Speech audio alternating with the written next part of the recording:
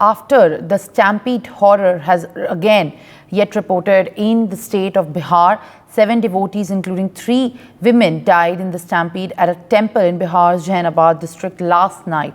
Allegedly, after force was used to control the crowd, which was present at the temple for worshipping, at least 35 others suffered injuries in the stampede at the Baba Siddheshwar Nath temple on Barawar Hills. Authorities, however, have denied any negligence on their part, which is involving in this matter, leading to their deaths. Now, meanwhile, Bihar CM Nitish Kumar has expressed grief over the loss of the lives and ordered the provide ex gratia of rupees 4 lakhs to the next of the kin of each of the victims in the Bihar temple tragedy of the stampede, which has yet again come after the Hathras tragedy has now shocked the nation. Joining me on the broadcast is my colleague Ritesh Mishra to share more details.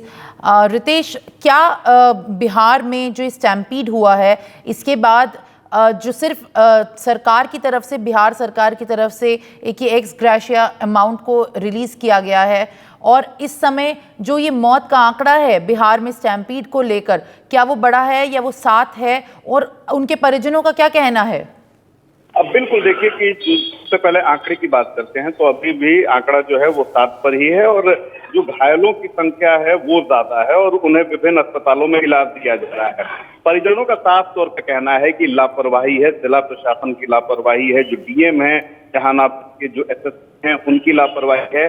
क्योंकि देखिए सबसे बड़ी बात है कि उन्हें पता था कि सोमवारी है, बहुत बड़ी तादाद में लोग यहाँ पर आते हैं जलाभिषेक करने के लिए, लेकिन जो व्यवस्थाएं होनी चाहिए उस तरह की व्यवस्था में जहानाबाद में नहीं दिखी है। और पहले भी इनपुट किस तरह का चुके हैं कि अगर बहुत ज्यादा भीड़ हो जाती है तो स्टैम्पीड की संभावना हो सकती है, खतरा हो सकता है, लेकिन स्थानीय जिला प्रशासन ने इसे काफी ही हल्के में लिया। और देखिए कि किस तरीके से हादसा हो गया और असमय 7 लोगों की मौत हो जाती है और कई लोग इसमें घायल हैं। क्योंकि पहाड़ी इलाका है इसलिए रेस्क्यू में भी थोड़ी परेशानी आई, लेकिन सभी लोगों को रेस्क्यू कर लिया गया है, विभिन्न अस्पतालों में इलाज चल रहा है। लेकिन मैं आपको बता दूं कि सबसे हैरानी की बात है कि जिला प्रशासन ने सबक नहीं लिया। ठीक पिछले सप्ताह इसी दिन हाजीपुर में 9 लोगों की करंट लगने से मृत्यु हो गई। उसके बाद सरकार ने एसओपी भी जारी किया था सोमवारी को लेकर, लेकिन लगता है कि बिहार में जितने भी अधिकारी हैं, मुख्यमंत्री लाख कुछ बोलते रह जाएं, सरकार लाख कुछ बोलती रह जाए,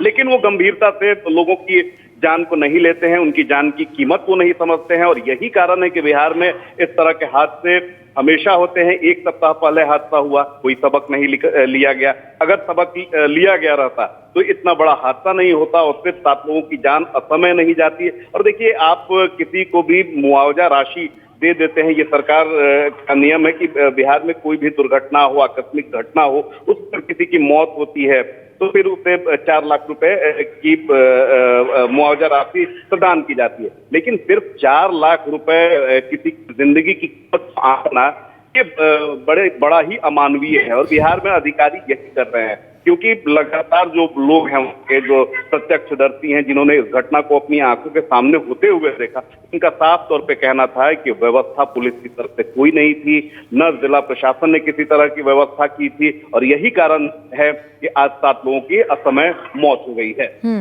For more such videos, subscribe to the NewsX YouTube channel, hit the bell icon.